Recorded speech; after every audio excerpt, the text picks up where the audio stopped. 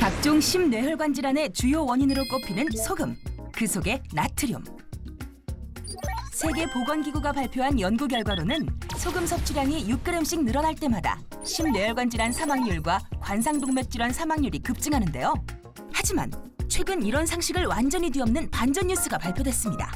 캐나다 온타리오주의 맥마스터 대학교 해밀턴 건강과학연구소의 앤드류 멘트 박사가 이끄는 연구진이 영국의 의학 전문지 랜싯 최신호에 발표한 바에 따르면 49개국 13만 명의 소금 섭취량과 사망의 연관성을 분석한 결과 소금을 너무 적게 먹으면 오히려 몸에 안 좋다는 연구 결과가 나왔다고 합니다.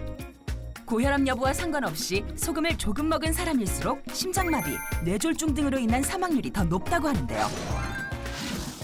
소금, 먹어야 할까 말아야 할까? 소금 섭취에 대한 정확한 정보 스튜디오에서 알아봅니다. 저도 이제 미국에 살아보진 않았습니다만 이거 캐나다죠 참. 그쪽도 짭짤하게 드시는 분들은 그렇게 드시더라고요. 예, 짜도 나쁘고 싱거워도 나쁘다. 이럴 때 우리한테 필요한 건 적당이라는 거, 적당히. 참 어렵죠.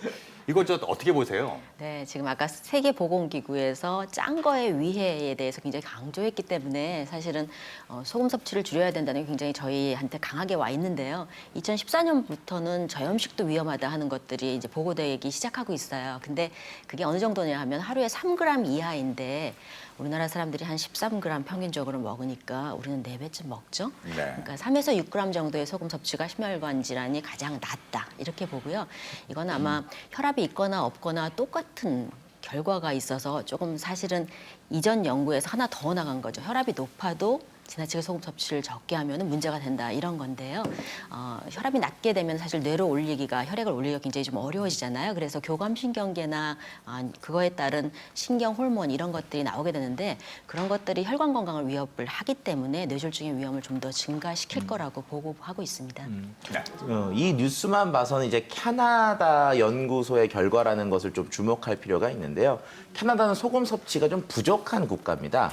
그렇기 때문에 저염을 굳이 할 이유가 없다라는 게 이 기사의 핵심이고요. 하지만 우리나라의 경우에서는 오히려 많이 먹고 있기 때문에 우리와 접목을 바로 시키는 것은 적절하지 않다고 생각합니다. 네. 일단 소금 자체는 우리가 많이 먹는 나라에 살고 있기 때문에 적게 먹어라 이런 얘기 너무 많이 하잖아요. 그런데 지나친 저염이 오히려 문제가 될 수 있다는 건 왜 그런 건가요? 소금이라는 게 기본적으로 저희 세포에 여러 가지 이 교환하는데 첫 번째로 중요한 성분이에요. 그러니까 온몸의 기능의 첫 번째가 세포인데 그게 제대로 기능하기 위해 소금 필요하고요.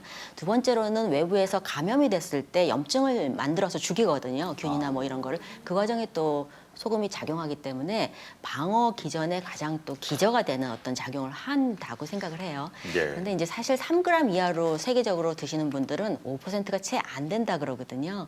그러기도 하고 우리는 사실 위험도 높은 나라이기 때문에 조금 얘기가 다르다고 볼 수 있죠. 괜찮. KBS